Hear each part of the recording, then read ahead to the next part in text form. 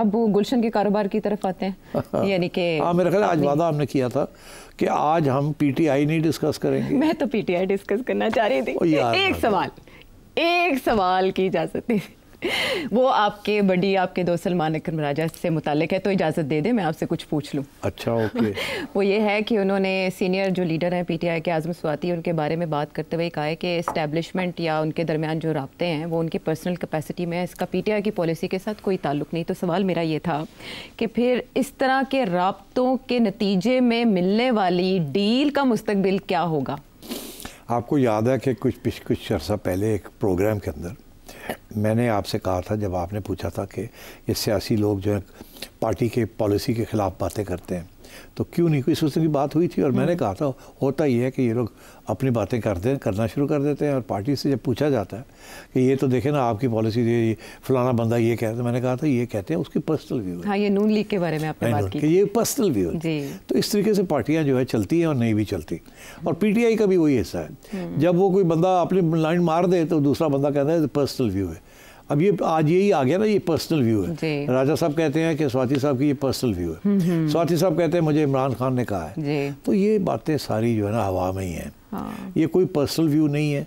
खान साहब ने सबको लगाया हुआ आगे। अच्छा। किसी को कोई हर बंदा जाके कहता है, कोई ना कोई तजवीज़ देता है, खान कहता है हाँ करके देख लो, ठीक, और वो शुरू हो जाता कहता है मुझे खान ने कहा है। तो ये इसी किस्म की कॉन्ट्रडिक्टरी पॉलिसीज़ चल रही हैं। और स्वाति साहब जो हैं वो नंबर लगवाना चाह रहे हैं एस्टेब्लिशमेंट में भी के खाते में भी और इमरान खान के भी खाते में भी। वो लीडर बनना चाह रहे हैं। अगर वो कामयाब हो जाते हैं तो वो लीडर बन जाएंगे, ठीक है ना, मगर कामयाब वो होंगे नहीं। मगर कम से कम ये तो है ना आयशा कि हर रोज़ वो टेलीविज़न पर आए हुए हैं। एक बंदा जो 6 माह से या 4 माह से गायब था, इसकी कोई हैसियत ही नहीं थी, वो आजकल सेंटर स्टेज पे आया हुआ है। सारे उसके आगे पीछे हो रहे हैं, सारे एंकर्स उसको बुला रहे हैं और वो लगा हुआ है कि जी मैं अभी नहीं बता सकता, कल गुड न्यूज़ दूंगा, मैं ये करूंगा, मैं वो करूंगा।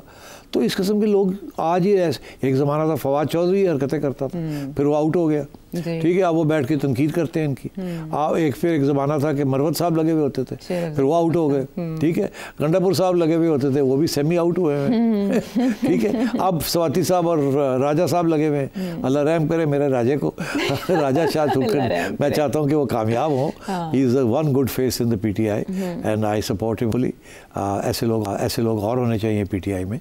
राजा साहब भी वैसे कभी कभी शूट करते हैं फ्रॉम द हिप, तो उनको भी थोड़ा सा ख्याल रखना चाहिए, साथियों को साथ लेके चलना चाहिए। बाकी ये स्वाति टाइप्स 0/0, इनकी कोई हैसियत नहीं है। हाँ, और राजा साहब एक और नुक्ता भी निकाल रहे हैं कि सारी एम्बिग्विटी जो है वो मुलाकात ना होने की वजह से हो रही है। तो ये इंटेंशनली किया जा रहा है कि कहीं यहाँ बात चल जाए और वहाँ से कोई ब्रेक ना लग जाए उसको, या ट्वीट ना आ जाए। देखिए, ये इसमें तो कोई शक नहीं है ना कि अगर राजा साहब को नहीं मिलने दिया जा रहा तो फिर इसमें तो कहीं से दाल में कुछ काला है। नहीं, दाल में नहीं, सारी दाल ही काली है। सारी दाल काली काले माश की होगी। और क्या, माश की दाल चल रही है। हमें कहा जा रहा है कि जी चने की दाल है। तो ये तो राजा साहब सही कहते हैं, दुखी हैं कि जी मैं मनु किया गया लिस्ट बना के दो अदालत ने, मैं लिस्ट बना के देता हूँ, लिस्ट को लिफ्ट ही कोई नहीं कराता जेल सुपरिटेंडेंट, ना हमारे लोग ही नहीं कराते। ऐसे ही है ना। तो अब राजा साहब जाएँ, मिले खान को और फिर खान आके कुछ कहे, या अगली कोई हेयरिंग हो, खान वहाँ पहुँचे और खान से फिर मीडिया पूछे कि भाई किसको आप सपोर्ट करते हैं। कोई खान बोले भी ना अपने मुंह कुछ जोड़ा जाता है, वो जाके आके कहता है खान ये कह रहा है। हाँ। वो फैसल भी जाता था, वो भी यही कहता था। जो जाता है वो अपनी तरफ से आके कहता है खान ने ये कहा है। और मेरा ख्याल है खान कुछ कहता भी है और नहीं भी कहता, और लोग खुद बना भी लेते हैं। ट्विटर भी खामोश है पुरस्कार तौर पे इमरान खान साहब का, और एक ब्लॉगर हैं, इंटेलेक्चुअल भी हैं, पीटीआई के सरकर्दा रहनुमा भी हैं, उन्होंने टिप दी है कि अगर मुज़ाकरात करने हैं तो अलीमा खान से करें।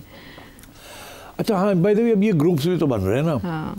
There is a Bushra Bibi group, there is the Peshawar group जो डिवाइडेड है इस वक्त, there is a lawyers group, वो भी डिवीजन हो गई है उसमें अलीमा खान हेड कर रही है, और अलीमा खान ने एक सेक्शन को अलीमा खान हेड कर रही है। अच्छा। सलमान राजा, अलीमा खान, ये एक सेक्शन है। अच्छा। बुशरा बीबी इस वक्त चुप है। कुछ लोग कह रहे हैं कि इवेंचुअली बुशरा बीबी जो है ना उसकी आवाज़ चलेगी, ये सब फारग हो जाएंगे, ठीक है। मगर क्योंकि वो हमारी एक ट्रेडिशन है ना कि बहनें भाई बच्चे दे आर इन लाइन, तो इसलिए I think that's why Aleema की बात सुनी जाती है या वो जो बात करती है। मगर अब देखिए ना, अलीमा भी हार्ड लाइन लेती है, राजा साहब भी हार्ड लाइन लेते हैं, ठीक है। अब और खान साहब तो हार्डलाइनर हैं ही जी। बाकी ये जो सब लोग हैं इधर उधर चलते रहते हैं, कभी आते हैं कभी जाते हैं। हाँ। कभी हार्डलाइन शुरू हो जाती है, कभी सॉफ्ट लाइन शुरू हो जाती है। हाँ। अब बहुत से ये इनिशिएटिव्स चल रहे हैं कि जी किसी तरीके के साथ खान की और एस्टैब्लिशमेंट की मुकमका करा ली जाए। तो उसमें वो USA से भी लोग आए थे, सुना वो फिर आ रहे हैं, फिर जा रहे हैं। इसी तरीके से गंडापुर साहब कहते हैं मेरे तो ऑलमोस्ट बात हो गई है। फिर उनसे कोई पूछता हो कितने पहुंचे हो, कहता बस होने लगी है, ये हो रहा है। उधर से पहले मरवत साहब भी यही कहते थे। काफ़ी अरसे से स्वाति साहब लगे हुए हैं। तो बड़ी बड़ी ये उम्मीदें बनती हैं फिर टूट जाती हैं and so on. I think once Khan sahab comes to court तो फिर बहुत सी बातें क्लियर होंगी। तो उस वक्त फिर डायरेक्ट बात करनी पड़ेगी। बट इन द मीनवाइल मैं समझता हूँ कि खान साहब has confidence in Salman Akbar Raja. अच्छा। बाकी ये लोग जो आते जाते हैं उनको वो ना नहीं करते, बिकॉज वो चाहते हैं ना कोई ओपनिंग तो मिले। मगर वो कहते हैं मेरे मुंह ना पूछो तुसी, तो जाओ अपने वो जाके करो जो कर सकते हो, तो फिर देखने हैं कि तो I think these guys are all trying to do something और the other because they are concern ना, क्योंकि ऐसे तो काम नहीं चल सकता ना। एस्टैब्लिशमेंट के साथ लड़ाई करके तो कहाँ जाएगी PTI। पहले तो PTI के एस्टैब्लिशमेंट के कंधों पे चढ़ के आई है, फिर कंधों पे चढ़ के रहना चाहती थी, फिर उतर गई तो फिर गालियाँ देनी शुरू कर दी। आज भी कहते हैं कि आज हमारे साथ एस्टैब्लिशमेंट मुकमका कर ले तो वापस आ जाएंगे एस्टैब्लिशमेंट मिल के। तो ये एंटी एस्टैब्लिशमेंट पार्टी नहीं है, ये सब लगे हुए हमारे बड़े anti establishment. PTI is not an anti establishment party. PTI says we are pro establishment, establishment should be pro us. ये कहीं इधर उधर क्यों घूमते हैं, हमारे पास आए ना, वो क्यों हमारे साथ है। तो देखे ना, तो पॉइंट तो है ना। अब मगर वो जब ये होता तो फिर आके ये एस्टैब्लिशमेंट को आंखें दिखाते हैं। जब ये आंखें दिखाते हैं छोटी छोटी चीज़ों के ऊपर, तो एस्टैब्लिशमेंट कहते हैं वो तो ऐसी तैसी, हमारी बिल्ली हमी को, साड़ी बिल्ली तो जी चलो चलो बाहर। अच्छा, तो अब वो कह रहे हैं कि मैं कोई बातचीत भी कंफर्म नहीं कर सकता हूँ, ना ही कोई फैसला कंफर्म कर सकता हूँ। सलमान अकबर राजा साहब कहते हैं जब तक आप मुलाकात नहीं कराएंगे तो मैं किसी चीज़ की तस्दीक नहीं कर सकता। तो मुलाकात होने के लिए, करवाने के लिए अब क्या गेट खुलेगा? और दूसरी तरफ अडयाला जेल के जो सुपरिटेंडेंट हैं वो कह रहे हैं खुसूसी सिक्योरिटी दें, क्योंकि 15 अप्रैल को सेशन कोर्ट इस्लामाबाद में इमरान खान साहब को पेश करने के ऑर्डर्स हैं और वो गार्ड्स मांग रहे हैं खुसूसी। ये एक नई पेशरफ्त है, इससे पहले तो ऐसी डिमांड नहीं आई थी। मेरा ख्याल है कोशिश यही है कि कोई ऐसा सिचुएशन क्रिएट की जाए कि शायद ज़रूरत ना पड़े इनको प्रोड्यूस करने की। तो मैं समझता हूँ कि सलमान राजा को अप्लाई करना चाहिए उसी अदालत को जिस अदालत ने इनको इजाज़त दी थी कि आप 5-6 की लिस्ट बना के दे दिया करें और आप तो उनके पास जाए, उन्हें कहें जी ऑर्डर करें कि मुझे मिलने दें, तो अदालत कर देगी। तो कर जाए ना, अब क्यों नहीं जाते, ताकि ये मसला हल हो, ये वो ठीक की जा सके। अब हस्बे वादा सवालों की तरफ आते हैं और पहले जो है वो है अदील साहब लाहौर से। शेठ साहब, मैं आपका बहुत ही पुराना व्यूअर हूँ। गालबन 2009-10 में जब आप प्रोग्राम किया करते थे जियो न्यूज़ पे आपस की बात, तो तब से मैं आपको फॉलो कर रहा हूँ। मेरा आपसे सवाल ये है कि क्या वजह है कि आप का ताल्लुक जब जियो न्यूज़ से ख़त्म हुआ आपस की बात प्रोग्राम से मुनीर फारूक के साथ, तो उसके बाद आप दोबारा से कभी इत्तेफाक नहीं हुआ मुनीर फारूक साहब के साथ प्रोग्राम करने का? इसके बरक्स जब आयशा नाज साहिबा जो है चैनल 24 पर प्रोग्राम करती थी, तो उनके बाद इवन 2 और एंकर्स ने भी क्विट कर दिया था। तो मुझे आज भी आपका प्रोग्राम याद है कि आपने कहा था कि लोग मुझे कहते हैं यार सिटी करदा कि बार-बार जो है ना एंकर चेंज हो रही हैं। तो सवाल मेरा ये है कि दोबारा इत्तेफाक क्यों नहीं हुआ मुनीर फारूक साहब के साथ प्रोग्राम करने का? तो ये तो ज़ाती किस्म के सवाल आने शुरू हो गए। मेरा ख्याल है ज़ाती सवाल ना किया करें तो अच्छा है, आप फोकस करें on policies and principles and politics. But चले, अब आपने कर दिया, मैं वजाहत कर देता हूँ। देखिए, जब मैंने ये चैनल के ऊपर आना शुरू किया 2009 में गालबन, तो आई वॉज विद दुनिया, और दुनिया में लोगों को याद नहीं है, मेरा जो पार्टनर था या जो एंकर था जो मुझे सवाल जवाब करता था वो मोईद पीरज़ादा। तो Moeed and I go back a long way, very good programme. मगर फिर मोईद ने सोचा कि उसको अपना अलग एक प्रोग्राम चाहिए जिसके अंदर वो एक के साथ ना बैठे, 3-4 लोगों के साथ बैठे as a full fleshed anchor. तो फिर we parted ways and in very amicably, and Moeed ने अच्छे प्रोग्राम किए उसके बाद as a full fleshed anchor. फिर मेरे पास और कोई बंदा नहीं था, बंदी नहीं थी, तो मुझे दुनिया वालों ने कहा कि ये हमारे यहाँ मुनीर फारूक साहब बैठे हुए हैं, यही ले लें, आप इनके साथ शुरू कर दें। वो हमने शुरू किया और आहिस्ता आहिस्ता कामयाब होता गया। Munir was a fantastic fellow traveller and I think we made a hit. और ये 2010 से लेके 2017 तक चला ये।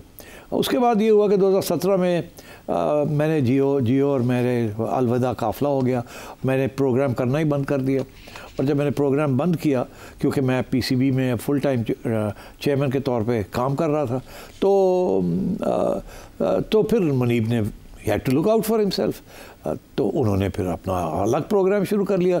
वो आपस की बात ही चलता रहा जियो पे, और मुनीब जियो के साथ काफ़ी अरसा रहे और उन्होंने संभाल लिया उस प्रोग्राम को। वेरी गुड, एक्सेलेंट, तरक्की भी हो गई उनकी। By that time he was a solid sort of anchor, और वहाँ वो रहे। और उसके बाद जाहिर है एक दफ़ा आप इतना अरसा एक टॉप चैनल में आप अगर रहें तो फिर आपकी हैसियत भी बन जाती है, सोर्सेज भी बन जाती हैं, and you are person in your own right. And therefore, Muneeb has remained in his own right and is now a leading anchor and an independent person and is doing a great job, and has been a little bit of a channel hopping in order to increase his financial prospects. Excellent. तो 2018 में मैंने PCB से resign किया और मैंने सोचा वापस TV पे चलते हैं। तो उस वक़्त सोचा कि कहाँ से शुरू किया जाए, तो चैनल 24 में ने मुझे दावत दी, मैं चैनल 24 चला गया। चैनल 24 ने आयशा को याद किया, आयशा आ गई और आयशा के साथ हमने प्रोग्राम शुरू किया। मेरा ख्याल है 6 माह के करीब चलाया होगा। तो उसके बाद आयशा को बहुत अच्छी ऑफ़र आ गई फ्रॉम सुनो टीवी। तो आयशा उठ के मुझे पूछने लगी, मैंने कहा फ़ौरन जाओ, तुम्हारी तो तरक्की हो रही है, जाओ। तो आयशा को तो हाथ प्यार से मोहब्बत से धक्का दिया, वो चली गई। 1 साल के बाद। हाँ, तो आयशा कह रही है नहीं मैं साल रही आपके साथ। ऐसे चलो जी, तुसी साल रहे साढ़े साल, उसके बाद तुसी दौड़ गए, तुसी चले गए किधर और, आपने खुद भेजा। मैंने चलो धक्का दिया, जाओ तुम्हारी तरक्की हो रही है, आप जाओ। तो आयशा सुनो चली गई, अच्छी तरक्की होगी, वहाँ खुद अपनी हैसियत में फुल फ्लैश एंकर बन गई। एंड फिर मैंने फिर ढूंढा, फरवा वहीद को सिलेक्ट किया, फरवा आ गई। उसके बाद उसको भी बड़ी ज़बरदस्त ऑफ़र आ गई as a special anchor on her own right. उसको भी मैंने कहा जाओ बच्चे, बड़ी अच्छी बात है, तुम्हारा भी फ्यूचर बन रहा है, जाएँ। उसके बाद उज़्मा आ गई। कुछ अर्सा हमने काम किया, मगर उसके बाद बंद कर दिया प्रोग्राम मेरी वजह से। मैं कुछ और सोचों में पड़ गया था। तो इस तरीके से ये होता रहा। अब सूरत हाल है, जब मैं समय आया हूँ तो फिर मैंने आयशा से रिक्वेस्ट की, मैंने कहा यार ठीक है, आप आ जाओ वापस, let's get on with it. And I think Ayesha was kind enough to accept my offer, और आयशा आ गई and we are doing this. और किसी स्टेज पे अगर मेरा प्रोग्राम बंद हो जाता है या मैं ख़ुद बंद कर देता हूँ, तो मुझे पूरी उम्मीद है कि आयशा को तो लोग ऐसे करके ग्रैब कर लेंगे and she will go back to a much better prospect. So all is well that ends well, और that is continuing to go well. Okay, ठीक है। तो कभी मुनीब फारूक साहब के साथ दोबारा चांस मिला तो करेंगे ना? मुनीब के साथ मेरा रब्ता है, वी आर गुड फ्रेंड्स। बरखुरदार है मेरा और मैं उसकी बड़ी इज्जत करता हूँ। हाँ। और बड़ा शार्प है, और आजकल जैसे कहते हैं ना, टंगा खड़का रहे हैं, अल्लाह की कसम। खड़काते कुछ और है, लेकिन वो काम पे टांग रही हैं। उसके अकॉर्डिंगली ये जुमला याद आता है। की मुनीब बातें करता है, हाँ। वो तो बड़ी काम पे टांगती होंगी। वाली बड़ी उम्दा केमिस्ट्री थी जहाँ से शुरू हुआ, और केमिस्ट्री बड़ी मैटर करती है। ये जो 1-on-1 टॉक शोज़ होते हैं या एनालिस्ट बेस्ड टॉक शोज़, आपके सवाल का जवाब आपको मिल गया होगा।